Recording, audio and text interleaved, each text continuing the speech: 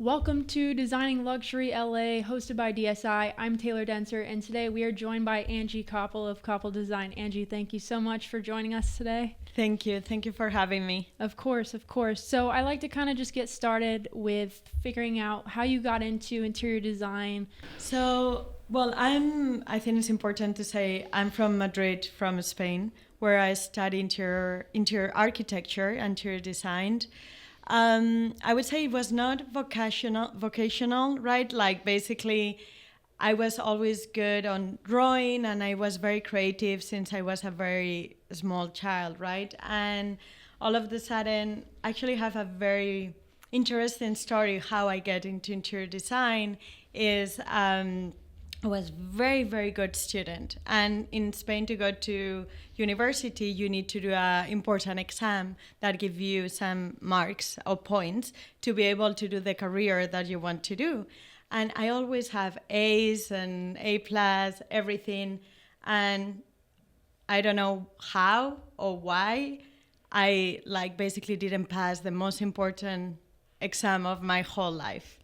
And I think now I understand maybe it meant to be, right? It meant to be because I love what I do. And I didn't pass, so basically I was going to study an engineer or architecture, more like technical. And then I couldn't do it. Then I had to do the exam again and I passed it. But I was like, do I really want to do that? That changed completely what I wanted to do. And a friend of my mom said, I think you will be really good in interior architecture, interior design. Why don't you try? And I did. I did first I did a short course just to see if I like it or not. And I loved it. And then it was 4 years. And I studied in the Politecnica in Madrid 4 years. And then I finished my studies, which I love. I think it was probably the best years of my life. And Madrid is a very fun city as well. So it was great. And then I finished university and my first job was in London. So I moved to London afterwards for 7 years. Oh, very nice. What brought you to LA? The truth, my husband. Love. I'm here because my husband works in entertainment. Okay. So basically we moved here first to New York for a year and then we moved to LA. But I always said to him, we move here because of you. We might not move back because of me. Right, right. Absolutely. Yeah. Did you do any design work in New York when you were there? No, I was actually back and forth. Okay. I have my studio and I was doing projects in London and in Madrid. Okay. And all of this, he moved. He was my boyfriend at the time, right? So then he moved to LA and then I was going back and forth for a while until I moved here. Yeah, what a great story. Well, how would you say, working on projects in LA, London, Madrid, how would you compare your approach to design based on those different cities? I think, of course, when you design, you have to think in which city are you, right? Every client is different, in every culture is different, the way we live in every culture is different.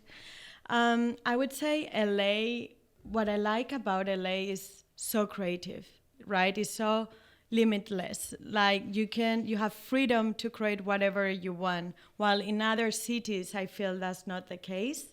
You have other amazing things, but I think LA is probably one of the most creative cities I've been. Oh, very, very neat. So when you, are designing for a project, where do you typically pull your inspiration from? I mean, it's probably different depending on what city you're in. The inspiration varies, right? So where do you pull that inspiration from? I think a lot of is the lifestyle of the city. Books. I'm a big fan of books and magazines. I use Pinterest, of course, I would lie, or Instagram if I would say I don't. But I'm still buy a lot of magazines. I still buy a lot of books.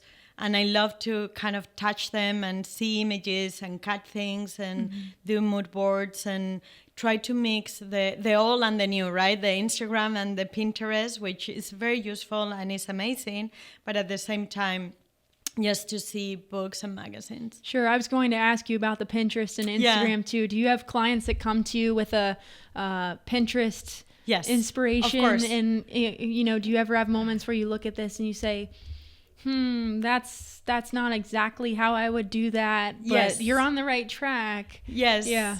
And yes, absolutely. Like, I will say 90% of the time, clients come with Pinterest images, and we ask them, would you mind to send me mood images of what you are looking, what you are envisioning? But many times it's not how I would do it, right? But we try to make that their style, what they like. We try to modify it in a way that goes with the house, with the style of the house, and the way they live. Right. And do you do primarily residential, hotel, restaurants? We do mostly it's high-end residential.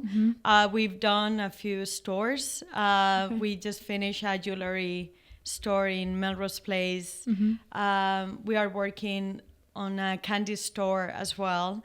So mostly I would say residential, but we've done a few projects that are kind of commercial. Sure, and absolutely. It's fun. Yeah.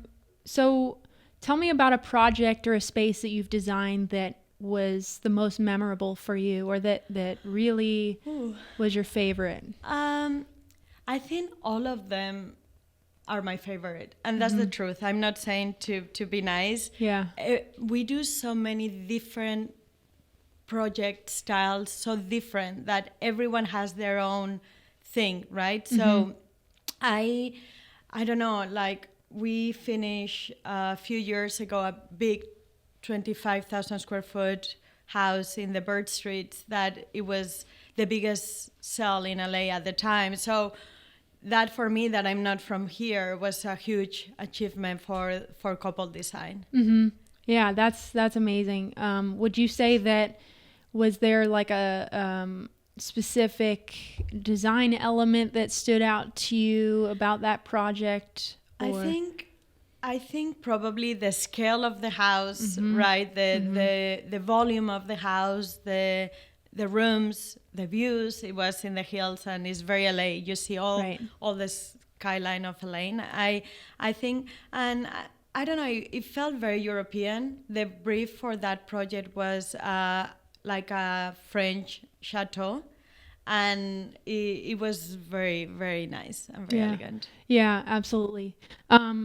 I guess on the flip side of that, have you ever had a project where maybe something didn't quite go as planned, but it turned out fine in the end? Like, did you? I think a few times. Yeah. I think, yes, a few times it happens, right? Like a few times you receive a piece of furniture that is maybe a little bit bigger, or maybe it's not how you envision, which normally we design everything so detailed that we know exactly how it's going to look, right? Like it's not many times where we are surprised about it, but it happens, and we have to kind of like redo the space, right? Like change a few things in the space, move things around.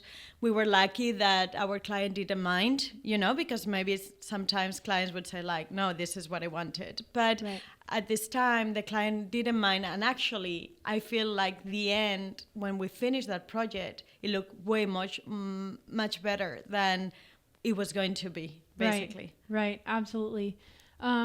So when you're approaching your design, so if let's say, you have a new client, right? Tell me about your process. Kind of what does that process look like? So we ask them if they know what they are looking for, right? Like which style or what are they looking for?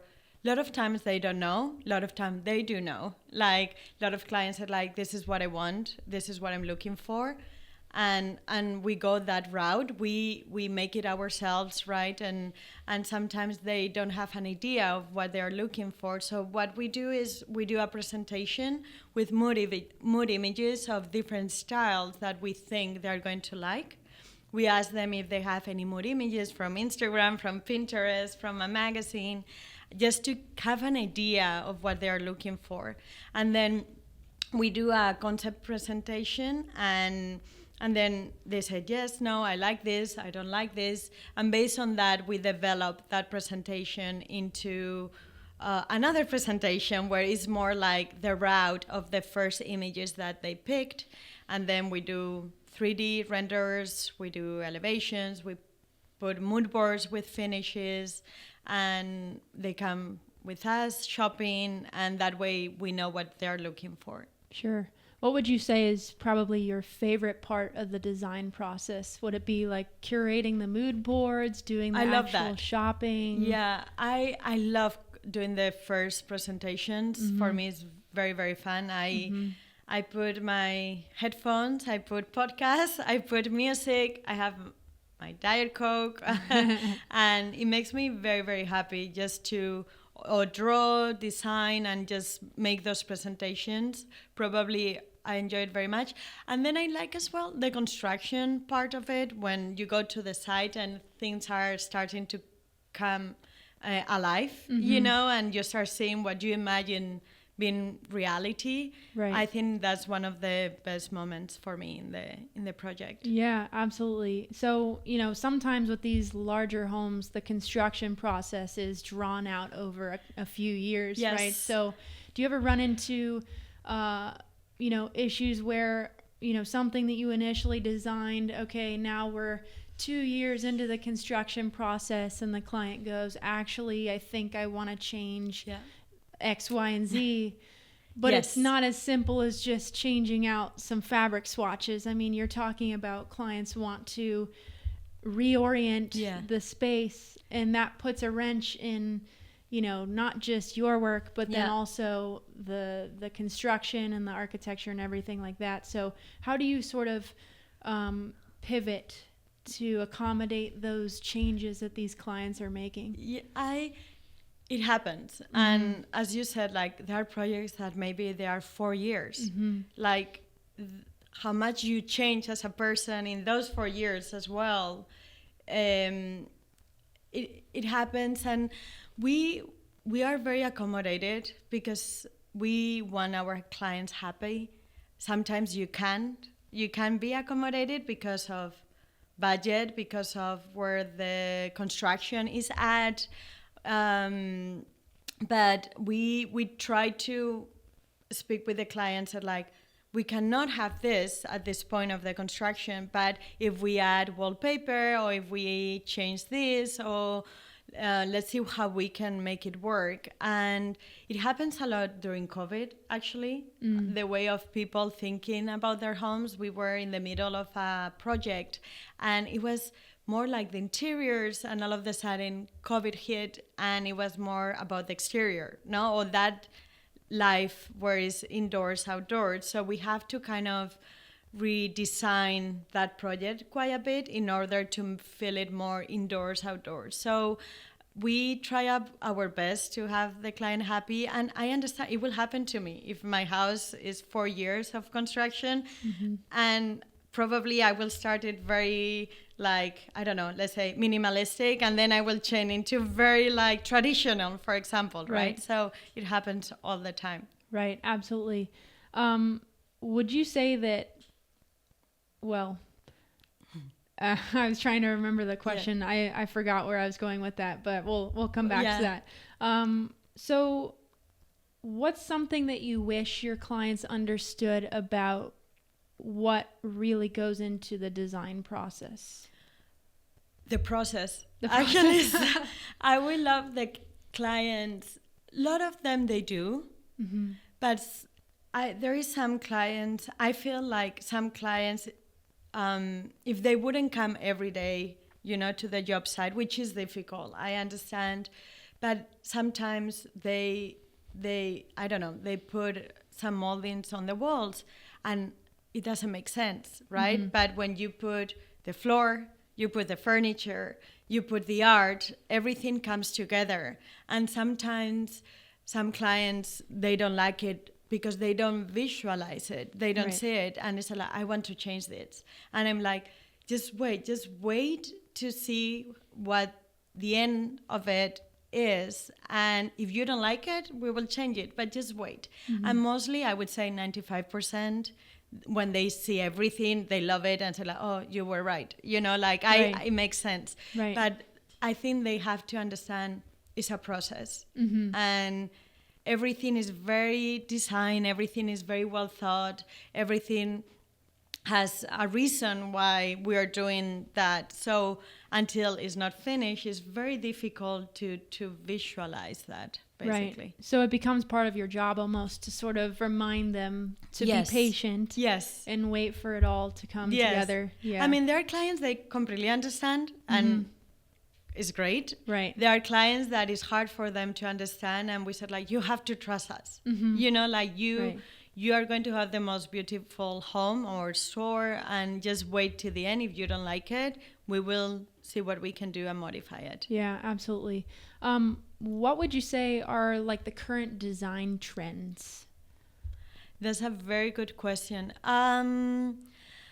I feel like everything is very around the wellness, right? What I mean, like very natural finishes, very natural materials, very like spas in the homes, gyms in the homes, cold plunge pool, infrared saunas, non-toxic elements. What I mean with that, like 100% cotton in fabrics or 100% silk without any polyesters and things like. I think I'm more in LA, I would say. In other cities in the world, I feel that they are very behind on that, but I feel in LA people are very like they know, like they want to be healthy. They are looking for those very like wellness spaces where like that. Yeah. So would you say that LA is sort of the originator of the trends, and then everybody else kind of adopts that later? Probably, I think so. Yeah, I think.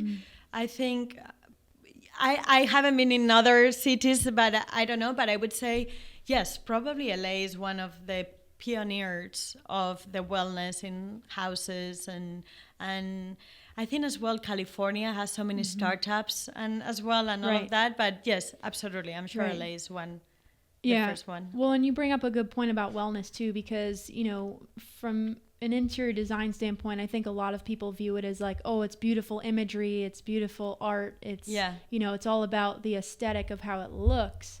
But when you bring wellness into the equation, and now you're talking about the type of fabric that's being used specifically for wellness purposes, I think that's really interesting. It is difficult, because all the fabrics you find, they are like it was 100% polyester, all those things, right? Right. But we had a project that was like that way, and I think it pushes to another limit, right? It was fun to research like those fabrics, those materials, and it helped us, right, to do other projects where people were looking for it. Absolutely. So what do you think makes interior design unique in Los Angeles? I think, as I said, I feel before is so creative. Like you can do whatever you want. And I feel, I live in Madrid, I live in New York, I live in London.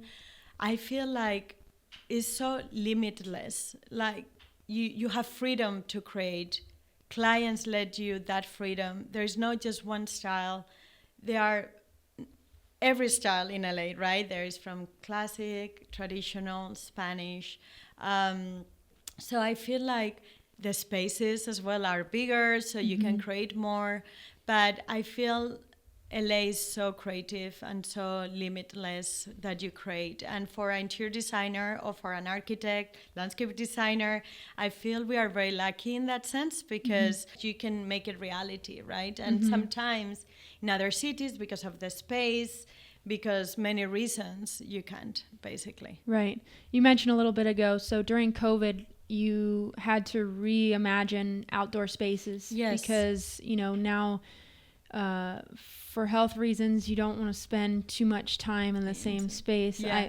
Thankfully, we are now beyond all of that madness. But do you still see that influence kind of impacting design going forward? Are people doing larger outdoor spaces and cutting back maybe on the indoor space? I think it's yes, I think that's going to stay. I feel I'm more in a city like LA where it's like so like outdoors, so good weather.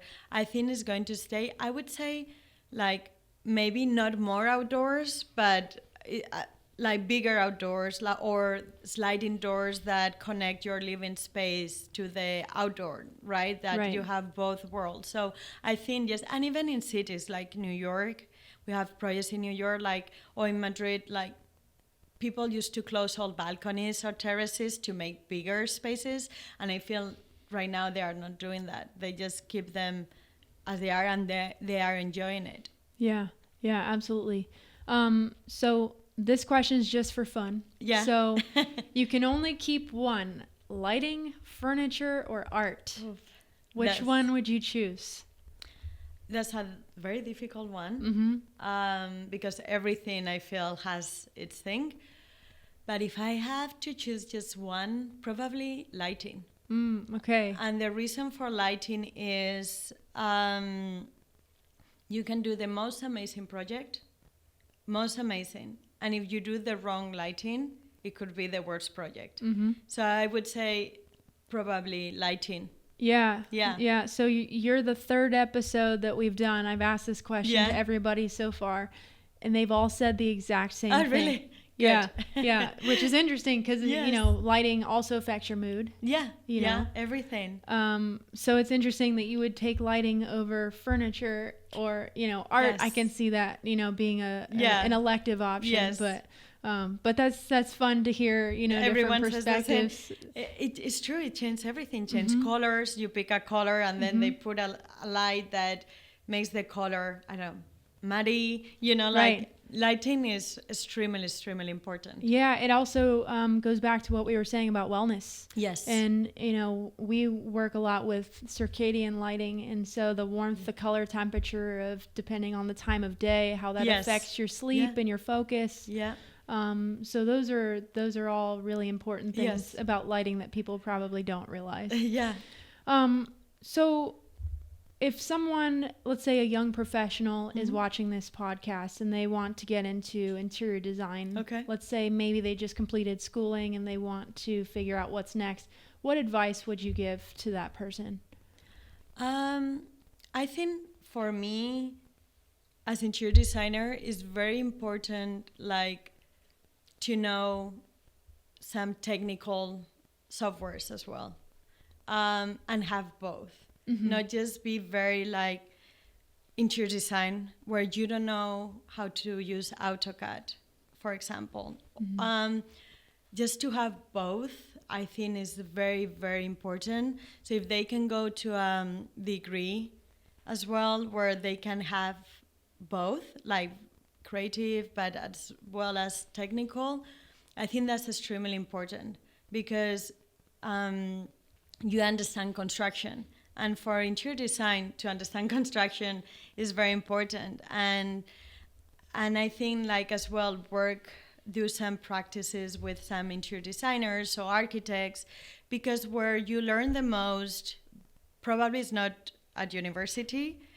You learn how to do CAD and you learn specific, but going to the job sites, seeing mistakes or not mistakes, and seeing how the contractors are building things or the architects, I think is probably where you learn the most. I always, if I don't know something, which happens, I'm always like to the contractor, like, how would you do this, right? And then they say, oh, you're right, we should do it this way. So I think going to sites, have experience on that, I think probably is the most important thing. Yeah, no, that's a great point. Having the understanding of construction Yes. in addition to interior design. Yes. Yeah, It's absolutely. super important. And in our team as well, I always say, like, you really need to know AutoCAD or Vectorworks or some software that if you pick a sofa or you need to do an elevation, you don't have to ask anyone to do it for you. So I feel for me that's a plus. Right. Would you say, and I've seen this where it's really popular now, that renderings to sort of represent what the client's vision is. I mean, that's really important because that really helps them visualize the Yes. space to scale. We were talking about also walk your plans. Yes. Which is where they project the images of the floor plan, life size. Which is amazing. Yeah. So, how important is that in the whole process when you're trying to explain the vision? Because you have the mood boards and you have, the imagery and Yes. everything. But when the client can actually visualize their space entirely, I mean, that probably changes everything, I'm sure. It does. It's very, very important. But it has as well its bad things, right? Mm-hmm. Like I would say, like renders at the end of the day is computer generator images, right? And sometimes they look very plastic. Mm-hmm. So it could be a render that doesn't look as nice because you cannot feel the textures, the finishes, the material. But when it comes to reality, it looks amazing. So every time we present with renders, we present with a mood board with finishes so they can feel and they can see that part that with renders you cannot see, which is extremely, extremely important. Right. Renders sometimes feel a bit cold. Mm-hmm. They are super useful, as you said, for clients to see, oh, this is what I'm going to see. We always said, like, it's not going to look the same because we have clients that get very attached to the renders, so we need to be telling them like it's going to look like this but not like this, Right. There are things are going to change, textures, and the walk your plant for me is actually a game changer. What you were saying before, I feel the fact that the client can go and walk their plants and see the proportions before it's framed. I think it helps a lot with construction for the contractors as well, because you won't have a lot of change orders because you've seen it there. So if you want to move a wall, you do it prior to the framing stages. So I think that is very, very helpful. And when I went there, I thought it was such a great idea. Yeah, absolutely. Yeah. Absolutely. Well, that reaches the end of the questions that I have for you. Is there anything you feel like you want to share, add, anything like that? No, just thank you so much actually for having me and to want to learn about Coppel Design and myself, and it's such an honor to be with all these super amazing interior designers too that are going to be in the podcast. So I'm very excited. Absolutely. Well, we're so happy to have you here. So thank you so much, Angie, for joining us, and we look forward to working with you in the future. Thank you so much.